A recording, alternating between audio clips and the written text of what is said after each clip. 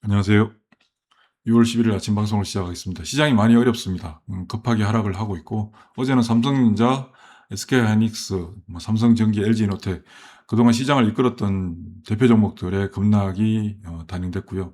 그렇지만 전반적으로 시장 흐름들은 그렇게 악화되는 어떤 양상들은 아니었습니다. 그럼에도 불구하고 최근 우리 시장에서 반대 매매가 급증하고 있습니다. 5월부터 최근 직계일까지 1조 2천억 이상의 반대 매매가 나왔습니다.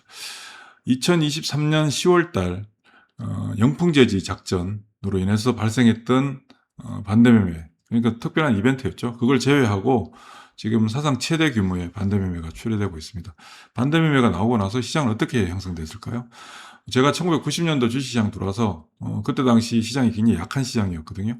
그때 아침마다 형들이 객장에 나가서 전광판, 그때는 이 컴퓨터로 시세를 보던 시기가 아니었기 때문에 객장에 가서 반대 매매 나오는 거를 아침마다 동시에 보고 반대 매매 나오는 종목을 빨리 가서 매수하는 그런 시절도 있었습니다.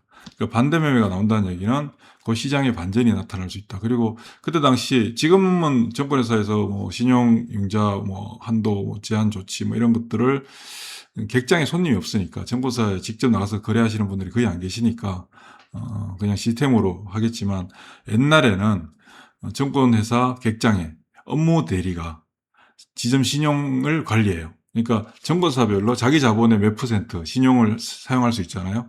그 정보사별로 사용할 수 있는 신용 한도를 점포별로 또 분배를 해서 그 점포에서 업무 담당 대리가 직원별로 또 분배를 해주는 그런 시기였었죠. 90년대는.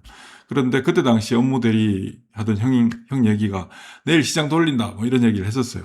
왜 반대매매가 많이 나왔다. 반대매매라는 것은 강제적인 물건의 청산을 뜻하잖아요.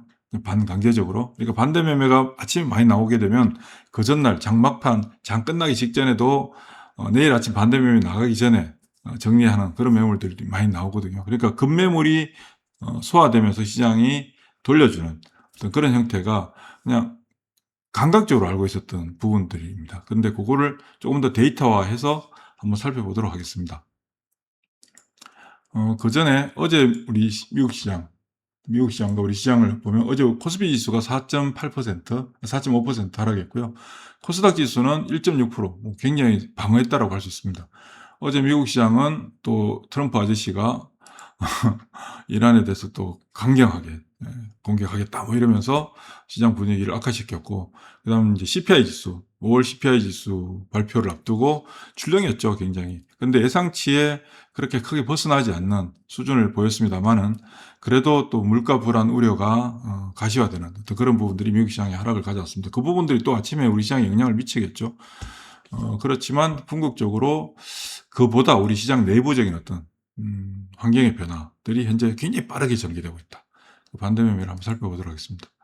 반대 매매, 일단 2023년 10월 달에 비이상적인 현상들이 있었기 때문에 그건 제외하고 내용을 보도록 하겠습니다.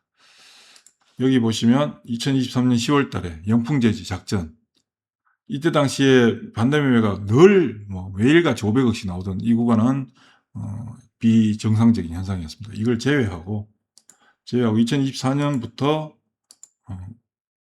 최근까지 반대 매매 현황을 정리를 해봤거든요.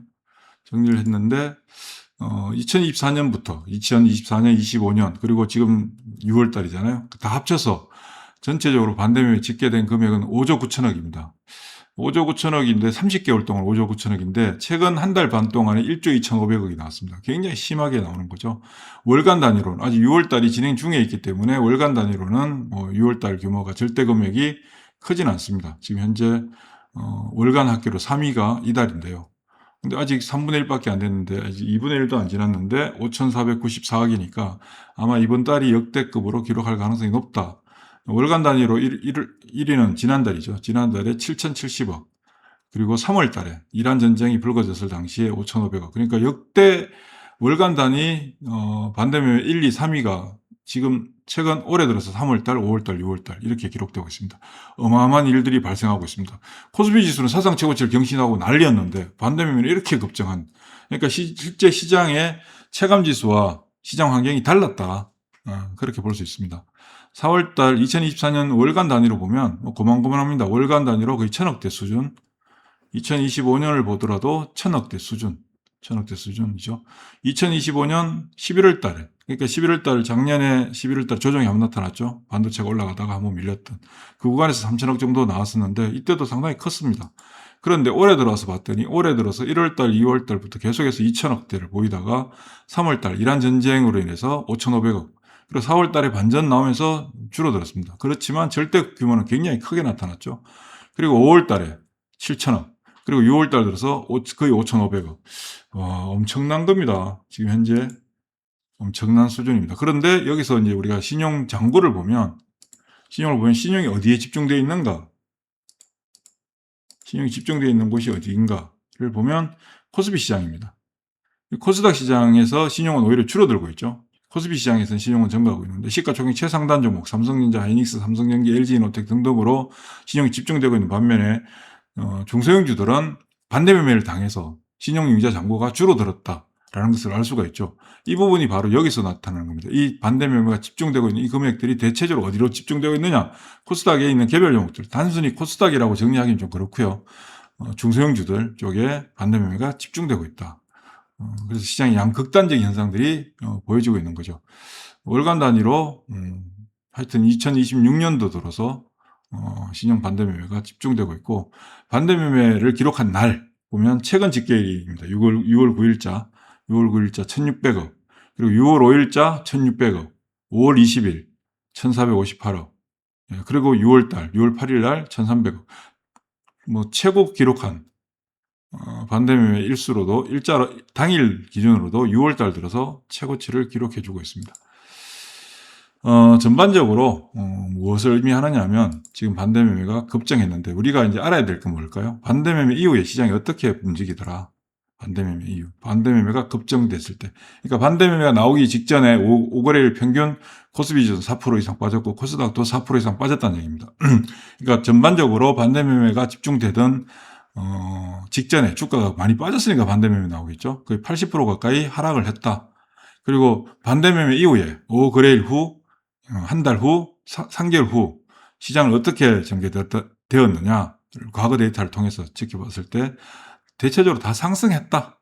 다 상승했다. 70% 이상 80%에 해당되는 비율로 상승 비율을 보였다. 그러니까 대체적으로 반대 매매가 집중된 이후에는 시장은 상승했다라는 것을 알 수가 있죠. 그런데 좀 특이한 점이 있습니다. 지난 5월달에 반대 매매가 굉장히 많이 나왔는데, 반대 매매 이후에 5월달 반대 매매 이후에는 시장이 코스피 중심으로 상승을 했고 코스닥 시장은 오히려 하락을 했다. 그러니까 5월달에 반대 매매가 급증했는데 오히려 코스닥 시장이 더 급락을 함으로써 지금 6월달 들어서 반대 매매가 이렇게 많이 나오게 된 거다. 6월달에 여기에 6월달에 반대 매매가 나온 것은 5월달 반대 매매 이후에 시장이 지수는 상승했는데, 코스피 지수는 상승했는데 코스닥 지수는 오히려 빠져버렸기 때문에 지금 현재 6월 달에 극단적인 반대 매매들이 속출하고 있는 겁니다. 그러면 앞으로 시장은 어떻게 될까요?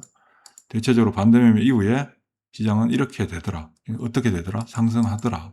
그러니까 지금 어제 나타난 시장의 현상은, 어제 우리 시장은 어제 아침 방송에도 말씀드렸고 장중에도 시황을 보여드렸는데, 종목들의 움직임이 상당히 개선되고 있습니다. 지난번 한번 설명을 드린 적 있죠.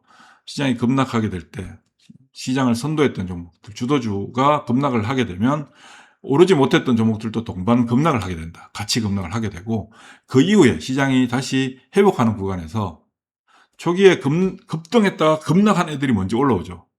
그게 이제 화요일 날 반도체하고 바이오가 올랐던 이유이기도 하고, 삼성전기도 거의 18% 가까이 급등했고 어제는 또 급락했잖아요.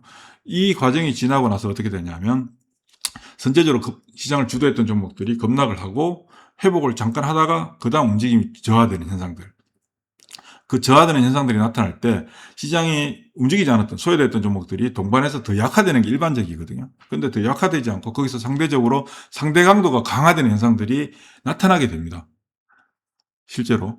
그러고 나서 그 다음에 시장이 좀 재편되거든요. 그런 현상들이 어제 나타나는데, 최근 들어서 어디서 나타나더라? 반도체 소부장을 중심으로 시작되고 있죠. 그건 이미 지난 방송부터 계속 말씀드렸던 워링 IPS, 테스, 유진테크, PSK, 테크잉, 그다음 두산 테스나 뭐 이런 종목들 어제도 상당히 좋았습니다. GS도 마찬가지고 HPSP도 마찬가지고 아침에 상당히 좋았는데 삼성전자 하이닉스가 막 급락하는 상황이 나오고 삼성전기가 막 급락하니까 시장 전체적으로 분위기가 악화되고 그로 인해서 다시 연동돼서 밀리는 그래서 오후에 같이 밀리는 현상들이 나타났지만 그 밀리는 강도는 삼성전자 하이닉스, 삼성전기 등에 비해서 크지 않더라.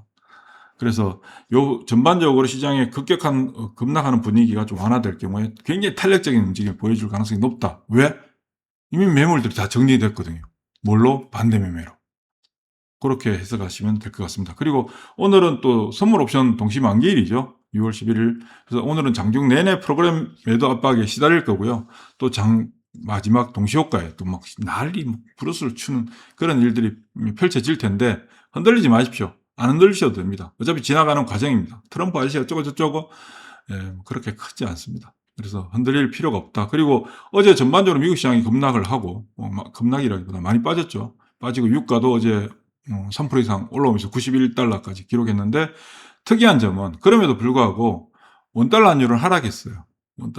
원달러 환율을 하락하면서 어제 장중에 최근에 뭐 1560원까지 넘어갔었잖아요. 그러던 게 1520원 이하로 여계 시장에서 마감됐습니다. 그런 점을 감안한다면 그렇게 크게 흔들릴 필요 없다. 그리고 이미 싸그리 정리된 상태이기 때문에 굉장히 가벼워집니다. 돌릴 때.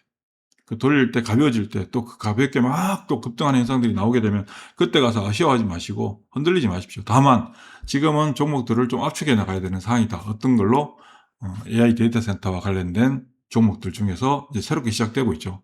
그동안 삼성전자 하이닉스가 움직였고 삼성전기 LG노텍이 움직였고 그다음 지금 반도체 소부장들이 움직이기 시작했죠.